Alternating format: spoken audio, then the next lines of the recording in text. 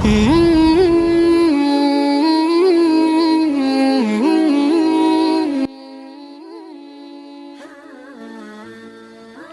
علیکم دوستوں، ویڈیو کو دیکھنے سے پہلے اگر ابھی تک آپ نے ہمارے اس چینل کو سبسکرائب نہیں کیا تو سبسکرائب کر لیں اور پاس سے گھنٹی کے آئیکن کو ضرور کلک کریں تاکہ ہماری ویڈیو کی نوٹیفیکیشن سب سے پہلے آپ کو پہنچے۔ جزاک اللہ۔ بسم اللہ الرحمن الرحیم۔ امیر خیر الدین باربروسا، ایک دلچسپ اور تاریخی اولو انگیز نویل، ایپیسوڈ نمبر 7۔ ایک روز سورج غروب ہونے سے تھوڑی دیر پہلے معاذ بصیر کے ساتھ حسن کرسو کے دادا جابر بن مغیث کو کھانا کھلا کر واپس آ رہی تھی۔ اپنی بستی کی طرف جانے کے لیے جب وہ کوہستانی سلسلے کے پاس سے گزر رہی تھی تو اس نے دیکھا کہ بوڑھا چرواہا منظر بن زبیر گھر جانے کے لیے اپنے ریوڑ کے جانوروں کو اکٹھا کر رہا تھا۔ اس کے قریب آ کر معاذ نے اپنے گھوڑے کو روک لیا۔ اس کی طرف دیکھتے ہوئے بصیر بھی اپنے گھوڑے کی باگ کو کھینچ چکا تھا۔ اس موقع پر منظر بن زبیر کو مخاطب کرتے ہوئے معاذ کچھ کہنا ہی چاہتی تھی کہ اس سے پہلے منظر بن زبیر نے اسے مخاطب کر لیا۔ بیٹی، آج تمہاری غیر موجودگی میں ہماری بستی میں ایک بہت بڑا حادثہ ہوتے ہوتے رہ گیا۔ معاذ فکر مند ہو گئی، اپنے گھوڑے سے اتر گئی، ابن زبیر کے قریب ہوئی اور فکر مند لہجے میں اس نے پوچھا، آپ کس حادثے کی بات کر رہے ہیں؟ ذرا تفصیل سے کہیے۔ جواب میں منظر بن زبیر نے کچھ سوچا، پھر کہنے لگا، غرناطہ کے جو سب سے بڑی راہبوں کی احتسابی عدالت ہے اس کی طرف سے 4 مسلح جوان آئے تھے۔ ان کے پاس اس عدالت کی طرف سے تمہارے بابا کعب بن عامر اور عدنانی سردار سعد بن سلامہ کے نام ایک نامہ بھی تھا جس میں حکم دیا گیا تھا کہ ان قبیلوں کے کچھ لوگ ہسپانیہ کے بادشاہ چارلس کے احکامات کی خلاف ورزی کرتے ہیں۔ چارلس کا حکم ہے کہ البشارات کے علاوہ جس قدر علاقے ہیں وہاں کے مسلمانوں کو ہر صورت میں نصرانی بن کر رہنا ہوگا۔ انہوں نے الزام لگایا تھا کہ قحطانی اور عدنانی قبائل کے کچھ جوان اس کام میں آڑے آ رہے ہیں اور جن مسلمانوں کو راہب نصرانی بنانا چاہتے ہیں ان کی مدد کرتے ہوئے وہ انہیں ہسپانیہ سے نکالنے میں مدد دیتے ہیں۔ جن جوانوں کو لینے آئے تھے میری بیٹی، ان میں تمہارے بھائی مغیرہ بن کعب کا بھی نام تھا۔ اس موقع پر ایک شخص بیچ میں نہ آتا تو جو مسلح جوان آئے تھے ان کے اور قبیلے والوں کے درمیان تکرار ہو جاتی، معاملہ بڑھ جاتا۔ ہو سکتا ہے وہ چاروں مسلح جوان قبیلے والوں کے ہاتھوں مارے جاتے۔ اگر ایسا ہوتا تو بات بڑھ جاتی اور ان کے قتل کی ذمہ داری قحطانی اور عدنانی قبائل پر پڑتی۔ ہسپانیہ کے اندر جس قدر راہبوں کی عدالتیں ہیں وہ ساری ان قبائل کے خلاف حرکت میں آ جاتے اور چارلس کو ہر صورت میں مجبور کرتی کہ البشارات کے مسلمانوں کو تہس نہس کیا جائے یا انہیں زبردستی نصرانی بنایا جائے۔ میری عزیز بیٹی، ہسپانیہ میں اس وقت البشارات کا ہی سلسلہ بچا ہوا ہے جہاں مسلمانوں پر سختی نہیں کی جاتی اور انہیں زبردستی نصرانی بنانے کا عمل تیز نہیں کیا گیا، ورنہ باقی سارے علاقوں میں مسلمان بیچارے زبردستی عیسائی بنائے جا رہے ہیں۔ گویا بظاہر عیسائی ہو جاتے ہیں لیکن باطن میں اسلام کو ترک نہیں کرتے، اور جو بظاہر بھی نصرانی نہیں ہونا چاہتے وہ کسی نہ کسی طریقے سے بھاگ دوڑ کر ہسپانیہ سے نکل جاتے ہیں۔ منظر بن زبیر جب خاموش ہوا تو بڑے شوق سے اس کی طرف دیکھتے ہوئے معاذ کہنے لگی، آپ نے اپنی گفتگو کے شروع میں بتایا کہ اگر ایک شخص آڑے نہ آتا تو یہ حادثہ ہو جاتا۔ آپ نے آڑے آنے والے شخص کا نام نہیں بتایا، اس لیے کہ وہ تو اب ہمارے دونوں قبیلے کا محسن ہے جس نے قبیلے کے اتنے جوانوں کی جان راہبوں کے ہاتھوں سے بچائی۔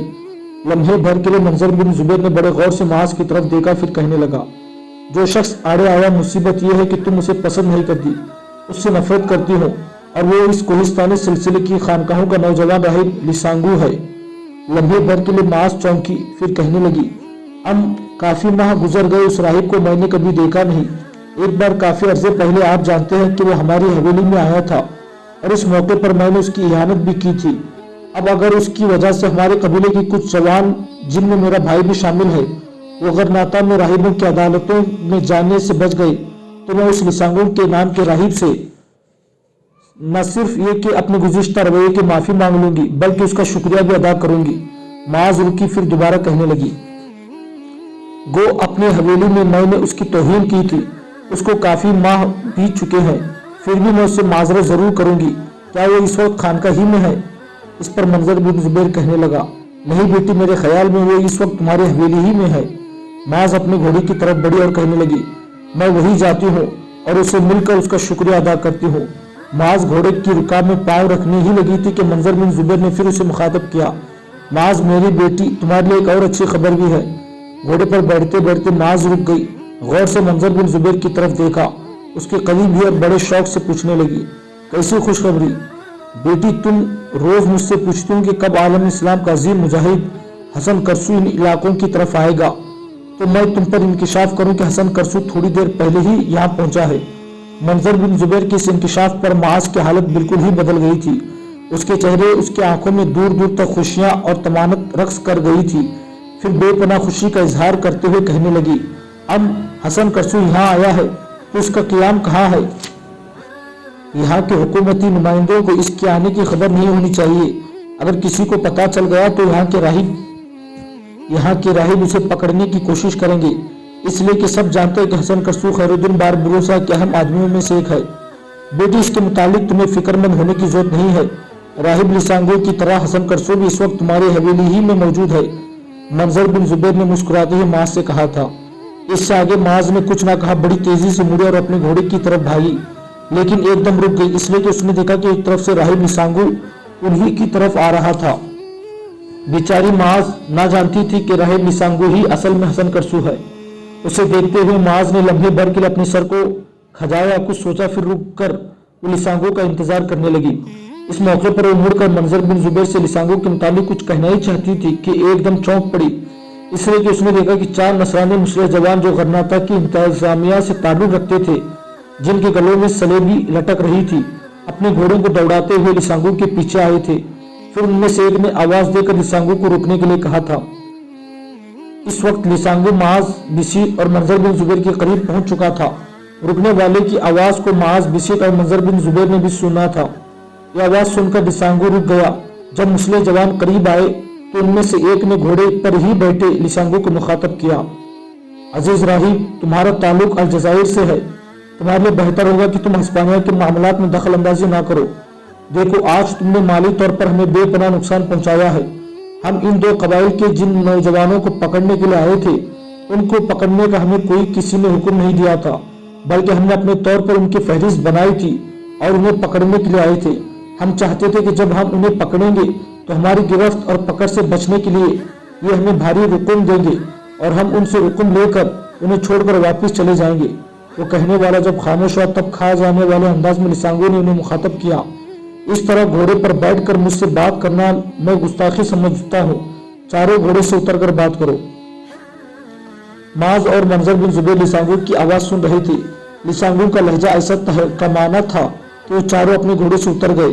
फिर कड़कती हुई आवाज में लिसांगो ने उन्हें मुखातब किया, तुम लोग चंद सिक्कों की खातिर इंसानियत को बेच देते हो। देखो, अगर किसी मुस्लिम सल्तनत में अगर नसरानियों के साथ ऐसा किया जाए तो फिर तुम्हारे दिल पर क्या गुजरेगी। इस बार दूसरे मुस्लिम जवान लिसांगो को मुखातब करके कहने लगा, हमारे दिल पर कुछ गुजरेगा नहीं। हमें जरूरत दौलत चाहिए, हमें सिर्फ दौलत चाहिए। हमें नसरानियत और इस्लाम से कोई गर्ज नहीं। हम तुम्हें ये भी तंबीह करते हैं कि आइंदा हमने इन कबाइल में और वारदात करना चाहिए और तुम आड़े आए तो याद रखना, हम तुम पर भी हमलावर होने से बाज नहीं आएंगे और तुम हमारे हाथों नुकसान उठाओगे। तुम्हारे लिए बेहतर है कि तुम अलजजायर में रहो। बार बार वहां से यहाँ क्यों आ जाते हो? हमने तो सुना था कि तुम वापस जा चुके हो, यहाँ कैसे आ गए? इस मुस्लिम जवान के अल्फाज पर हसन करसू की निगाहें आग बरसा गई थी। कुछ देर तक वो अपनी बेपनाह गजबनाकी में घूरता रहा, फिर उन्हें मुखातब करके कहने लगा, तो तुम मेरे खिलाफ भी हरकत में आ गए, मुझे नुकसान पहुंचाओगे। जो पहले बोला था उसने बेपरवाही से कंधे उचकाकर कहा, बिल्कुल आपके खिलाफ भी हरकत में आएंगे और जो हरकत आपने आज की है, ऐसी ही हरकत अगर दोहराई गई तो वो हरकत और खुद तुम हमारे लिए नाकाबिले बर्दाश्त होंगे। लिसांगो की हालत यकसीर ही बदल गई, आंखें कहर मानित बरसा गई, चेहरे गुस्से में सुर्ख हो गया था। फिर कहने लगा, अगर मैं आज बल्कि इसी वक्त तुम चारों के खिलाफ हरकत में आ जाऊं और तुम चारों के सर काट दूं तो कोई है जो मुझसे बास पुरसी करे? इस बार एक तीसरे मुस्लिम जवान ने कहा लगाया और लिसांगो को मुखातब करके कहने लगा, राहिब हो, राहिब ही रहो, जंगजू या सुरमा बनने की कोशिश ना करो। राहिब और महारिब में बड़ा फर्क है। राहिब खानकाहों में रहकर पुरआसाइश जिंदगी बसर करके अपनी प्यास से नफ्स को सैराब करता है, जबकि महारिब जुल्मत का फरिश्ता बनकर जिंदगी के सामने मौत का قحط فاصل کھینچتا ہے۔ راہب صبح کے اجالوں اور رات کے ضمیر میں نمناک گھٹاؤں سے آسمان زندگی بسر کرتا ہے، جبکہ محارب موت کی تاریکیوں میں آسمان پر کمندے ڈالتا ہے، ہواؤں کے تمانچوں میں چٹانیں توڑتا طوفان بنتا ہے۔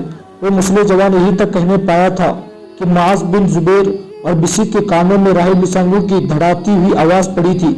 اس نے ان چاروں مسلح جوانوں کو مخاطب کرتے ہوئے کہنا شروع کیا: مسلمانوں کے خلاف سازشیں کرنے والے شیاطین کے غلیظ گماشتوں، اگر اس کوہستانی سلسلے میں حادثوں، آندھیوں اور برقی کوندوں پر سوار ہو کر تم چاروں کے لیے آندھیوں کی بے اما فتنہ گیری اور برق شر کا رقص ثابت ہو تو کیسا رہے گا؟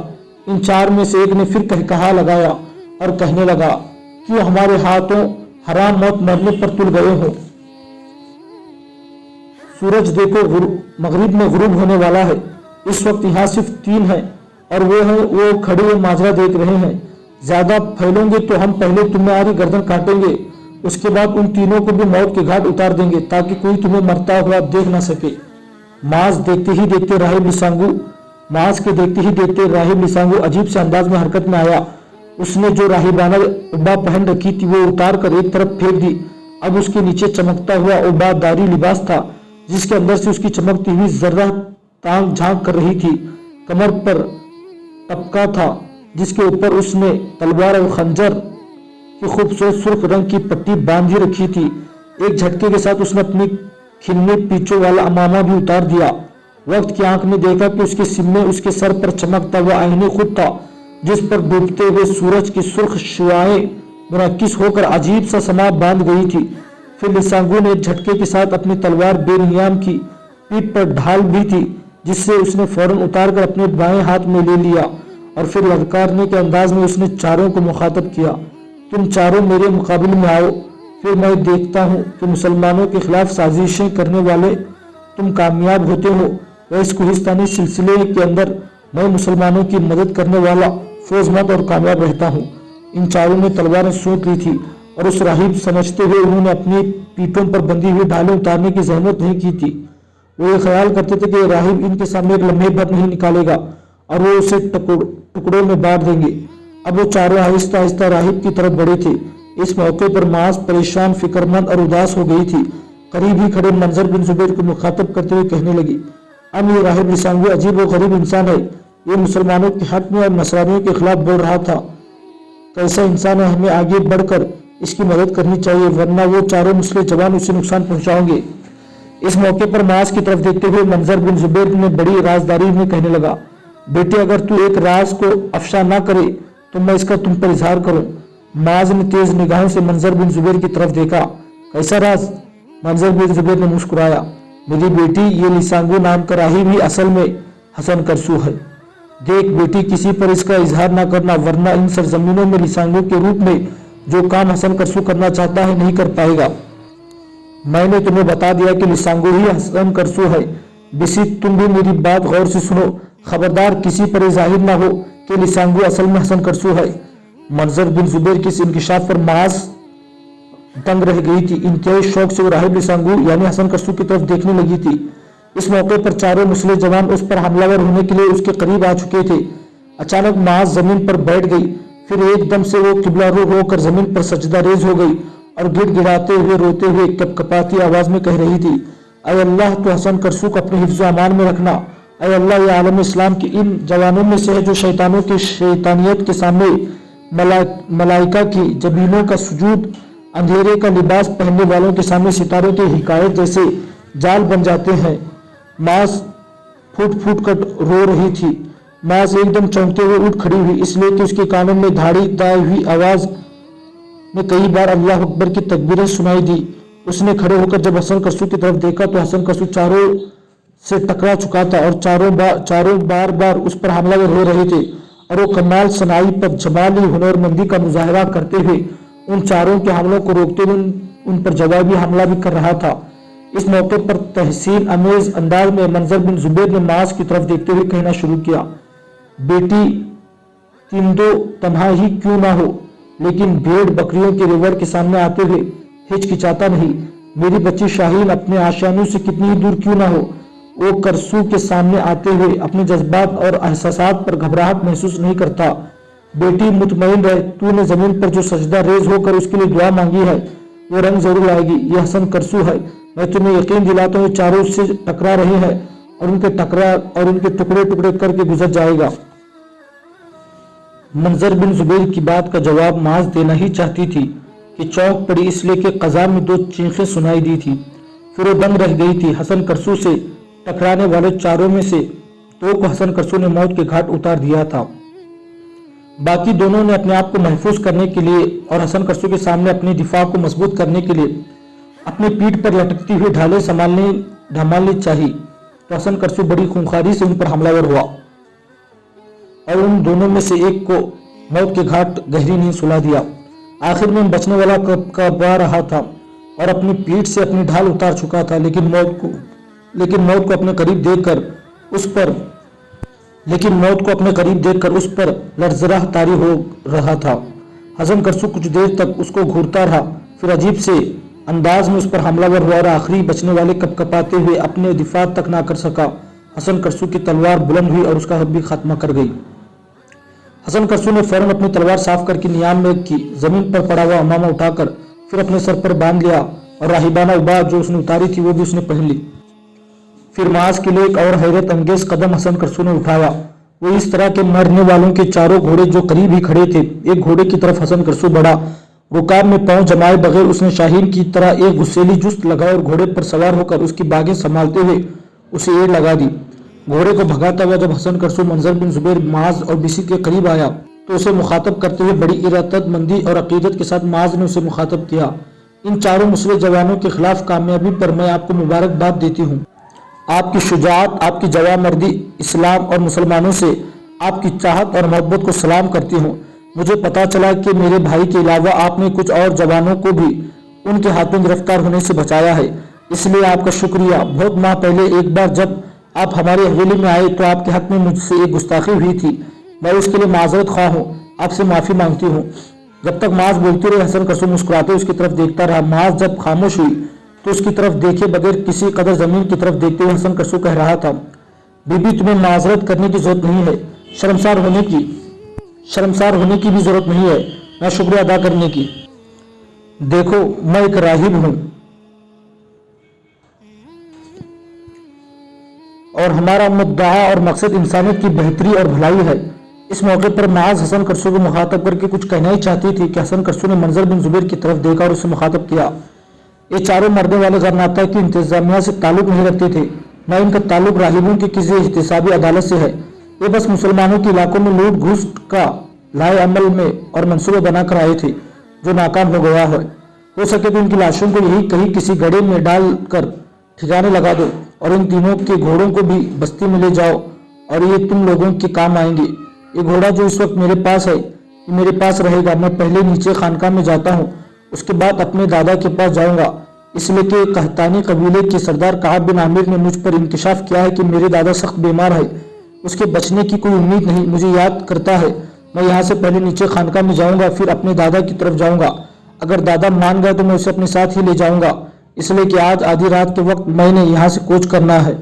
اس کے ساتھ حسن کرسو اپنے گھوڑے کو ایڑ لگا کر آگے بڑھ گیا تھا۔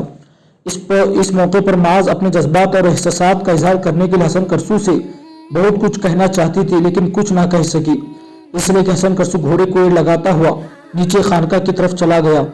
حسن کرسو کا کہا مانتے ہوئے منظر بن زبیر اور بصیر آگے بڑھ کر گڑھے کھود کر وہاں مرنے والے چاروں کی لاشیں دفن کرنے لگے تھے۔ معاذ تھوڑی دیر تک حسن کرسو کو جاتے ہوئے دیکھتی رہی۔ جب وہ خانقاہ کے اندر جا کے اس کی نگاہ سے اوچھل ہو گیا تب کچھ دیر وہ سوچتی رہی، گردن جھکائی رہی، پھر اپنے جذبات اور احساسات کا اظہار کرتے ہوئے کوہستانی سلسلے پر کھڑے ہو کر وہ گا رہی تھی۔ جو کچھ وہ الپ رہی تھی اس کا لب لباب کچھ یوں تھا، ہم اس کو جان گئے، وہ گر حجاب میں تھا، وہ خوب رو میرے خیال میں وہ خواب تھا۔ یہ نغمہ گاتے ہوئے معاذ بیچاری آنکھوں سے آنسو بہا رہی تھی، رو رہی تھی، شاید وہ خوشی اور مسرت اور ایک انوکھی ترنگ اور ایک نئی تشاعت کے آنسو تھے۔ مرنے والوں کو دفن کرنے کے بعد منظر بن زبیر اور بصیر جب واپس آئے تب منظر کو مخاطب کرتے ہوئے معاذ کہنے لگی، آپ نے حسن کرسو کو سنا وہ تھوڑی دیر تک اپنے دادا کے پاس جائیں گے، क्या ऐसा मुमकिन है कि मैं और आप भी साहिल की तरफ जाबिर बिन मुगीज के पास जाएं? हम आपको सारे हालात का पता है, मैं हसन करसू से मिलना चाहती हूँ। यहाँ तक कहने के बाद माज रुकी, फिर दोबारा कह रही थी, अब वैसे भी हसन करसू के दादा की हालत बहुत बुरी है। मैं और बिसीत ने आज रात उनके पास रहना चाहा, लेकिन उन्होंने हम दोनों को घर जाने की इजाज़त दे दी, इसलिए कि वहाँ उन्हें संभालने वाले काफ़ी मल्ला और माहीगीर है। वैसे उनके हालात मखदूश है, वो ज़्यादा दिन नहीं निकाल सकेंगे। मंजर बिन जुबैर ने कुछ सोचा, फिर अपने करीब खड़े बिसीत को मुखातब करके कहने लगा, बिसीत तुम ऐसा करो, मेरे रेवड़ को हाँकते हुए मेरे घर ले जाओ। मरने वालों के जो 3 घोड़े हैं उन्हें भी अपने साथ ले जाओ, तुम्हारा घोड़ा मेरे पास ही रहेगा। मास को लेकर साहिल की तरफ जाता हुआ मास के घर वालों से कहना कि मेरे साथ हसन करसू के दादा जाबिर बिन मुगीज की तरफ गए हैं। मंजर बिन जुबैर के कहने पर बिसीत हरकत में आया, जानवरों को उसने हाँकना शुरू किया, साथ ही तीनों घोड़ों को अपने साथ ले गया। इस मौके पर फिर माज ने मंजर बिन जुबैर को मुखातब किया, क्या ऐसा बेहतर नहीं कि पहले हम खानका में हसन करसू से जाएं के मिलें, फिर उसके साथ उसके दादा के पास जाएं। हल्का सा तबस्सुम मंजर बिन जुबैर के चेहरे पर नमूदार हुआ, कहने लगा, नहीं बेटी, मैं तुमसे इत्तेफाक नहीं करता। हम यहाँ से सीधे जाबिर बिन मुगीज की झोपड़ी में जाते हैं। तुमने उसकी तशवीशनाक हालत बताकर मुझे भी तशवीश में मुब्तला कर दिया है। उसके पास पहुंचना हमारे लिए जरूरी है। हसन करसू भी हमारे पीछे पीछे आएगा। मैं जानता हूँ वो ज्यादा देर नहीं लगाएगा, क्योंकि उसने आज आधी रात तक यहाँ से कोच भी करना है।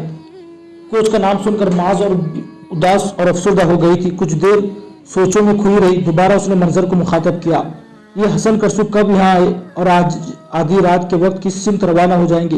क्या वो यहाँ किसी मुहिम पर आए हैं?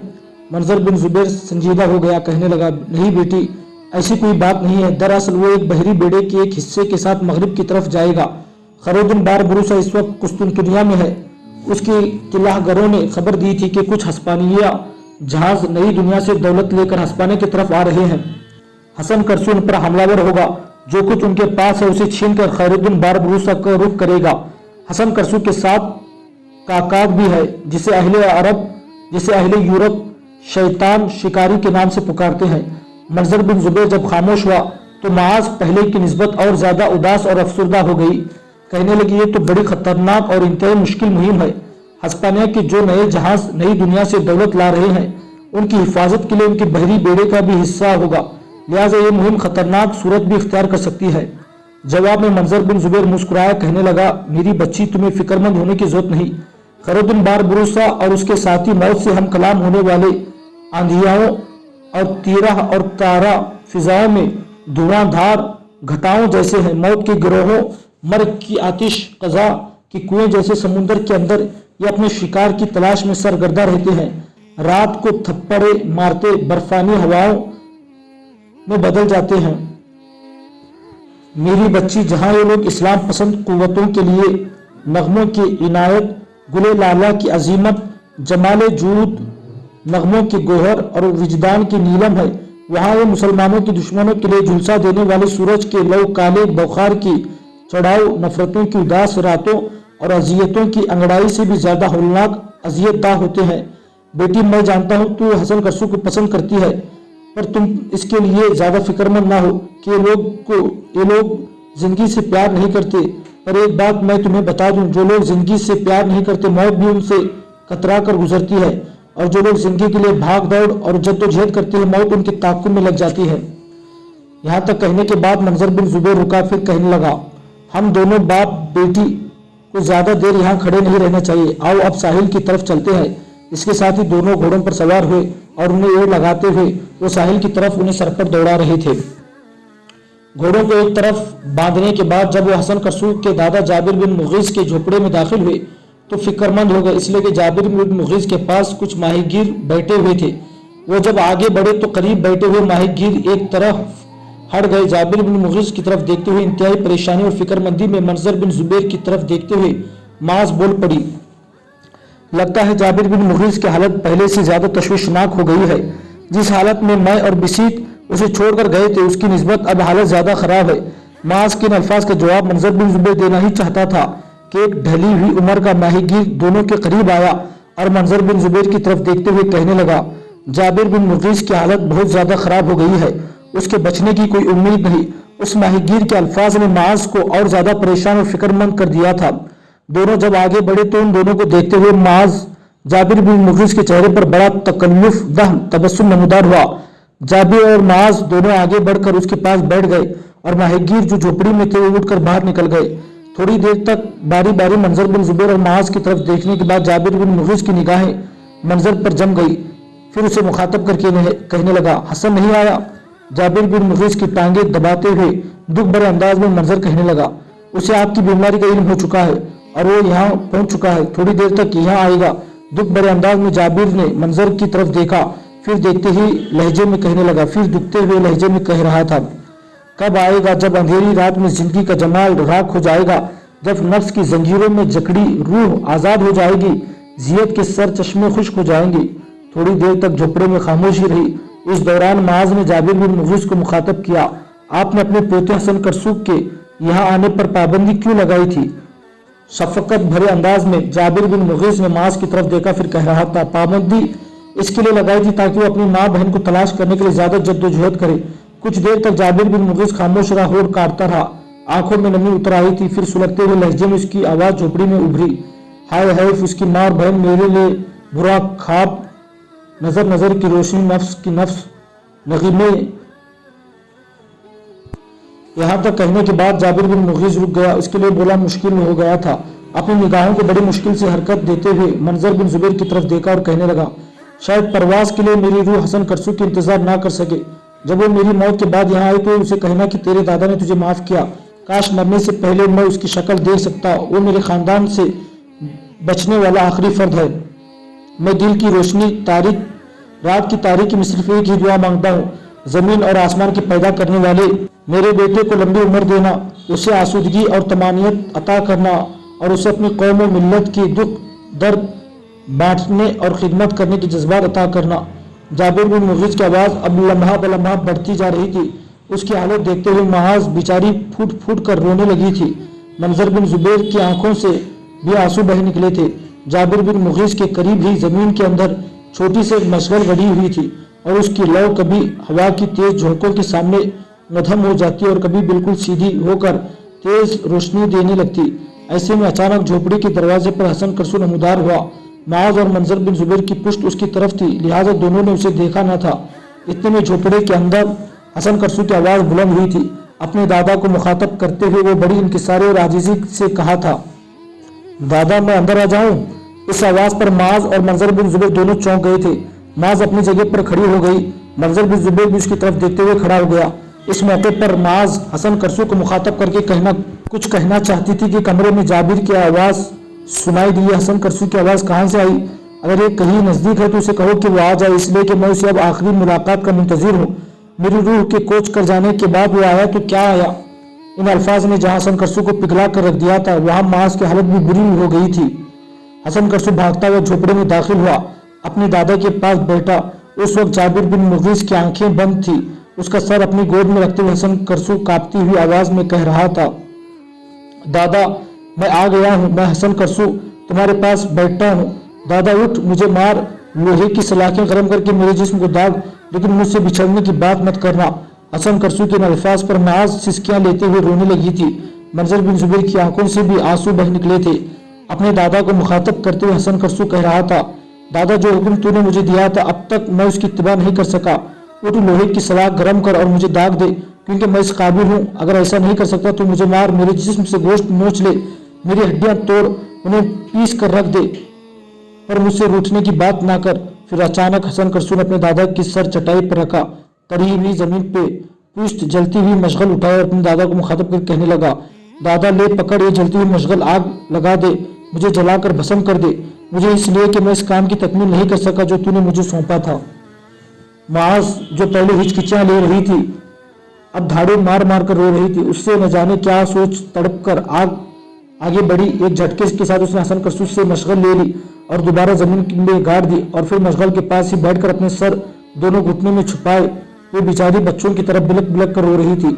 हसन करसू फिर पहले की तरह अपने दादा के पास बैठ गया, यहाँ तक कि जाबिर बिन मुगीस ने नहीफ सी आवाज सुनाई दी, मैं किसी को क्या मारूं, खुद मर रहा हूँ, मेरे शिजरे नसीब के आखिरी फर्द में तुझे क्यों राख करूं, मैं खुद राख हो रहा हूँ। देख बच्चे मौत के हयूले मेरी आंखों के सामने रस्क कर रहे हैं, जिंदगी के अंजाम मुझे अपना आईना दिखा रहा है। मैं जब मर जाऊं तो मेरी लाश को कहीं ना लेकर जाना, यही साहिल पर मुझे दफना देना, ताकि आने वाले दौर में नई जौलानगाहों को कोई हदी ख्वा लात व जाल के दरबारियों में नारे हक बुलंद करने के लिए हंसपाने का रुख करे तो मेरी रूह उसका इस्तकबाल करे। हर अमन जादों के ज़मीर की तिजारत में खाना बदोशों के भटकते कारवानों का कोई खजर इन साहिलों का रुख करे तो मैं उसे सलाम कह सकूं। जुल्मतों की काली रातों के तूल में कोई साहिब करा कहकशा बनकर इन सरजमीनों में दाखिल होना चाहे तो मेरी रूह उसे खुशामदीद कह सके। यहाँ तक कहने के बाद जाबिर बिन मुगिस कुछ देर तक किसी काहिन की मनाजत, किसी राहिब की नियाज, किसी मुअतकिफ की इस्तिगराक की तरह साकित में पड़ा रहा। फिर अचानक मस्जिदों के मुअज्जिन माबदों और हैकलों के किसी मुगनी की तरह फूट पड़ा और अपना पूरा जोर सर्फ करते हुए वो लगातार कलमा शहादत पढ़ने लगा। साथ ही आहिस्ता आहिस्ता उसकी आवाज़ डूबने लगी और मुधम होने लगी, यहाँ तक कि आवाज़ ख़त्म हो गई और उसकी गर्दन एक तरफ ढल गई और वो ख़त्म हो गया।